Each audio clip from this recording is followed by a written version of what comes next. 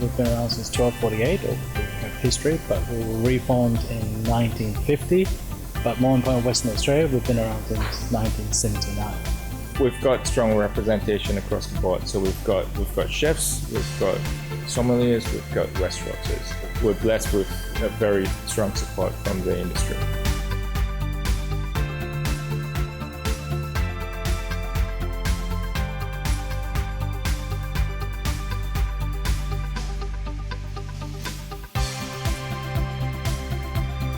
West Australia has been very competitive in the last 5 years, producing, I think, 3 national winners in the last 5 years. So a lot of exposure, a lot of experience, and you're learning a lot, and you get to go around to meet a lot of different chefs.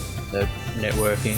So I went over to Sydney and worked in a couple of good restaurants there to hone my skills for the World Finals. So this year we chose lamb. And we used a shoulder of lamb, not bone, and a saddle of lamb, which was bone, which had a flap on. And for people who are cooking, we can use those things. The other one was to have a fish. We ended up with a half-metre kingfish. So they had to fillet the fish as well as bone the lamb and make dishes of all of those. And fresh squid, inking the squid and so forth, cutting it and how they would use it, was something that the chefs wanted to look at.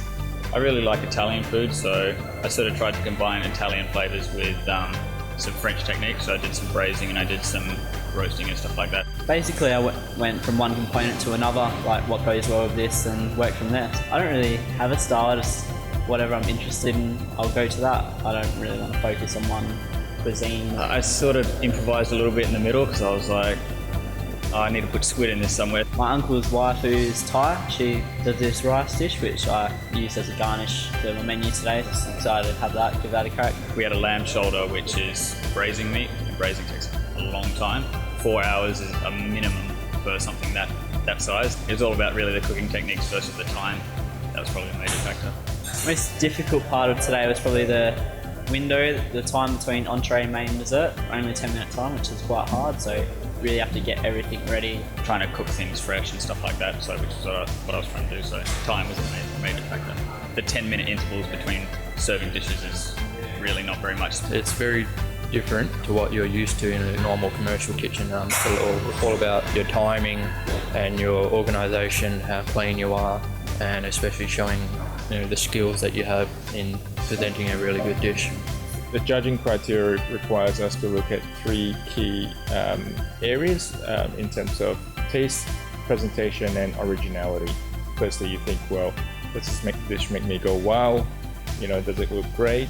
Does it taste great? Then you start to drill down into a more detailed level where you go, well, how well is the meat cooked? Is portion control right? Is there too much? Is there too little? And have the compulsory ingredients been used in a clever way. There were some dishes which were more creative and more interesting and exciting than others, but as I said to all the other judges, that I would have happily eaten all of the dishes that were put in front of me today. Getting this far is good enough for me really, but if I was to go to Sydney, I suppose I just have to study a bit harder and make sure I have all my recipes ready to go. I've never been to Sydney before. They've got a good food scene over there. Gain as much as I can from experience if I get chosen. In WA we've got a lot of very good chefs, and they're happy to put their time in to make sure we do get recognised. We've always been the little sister over on the other side of the country.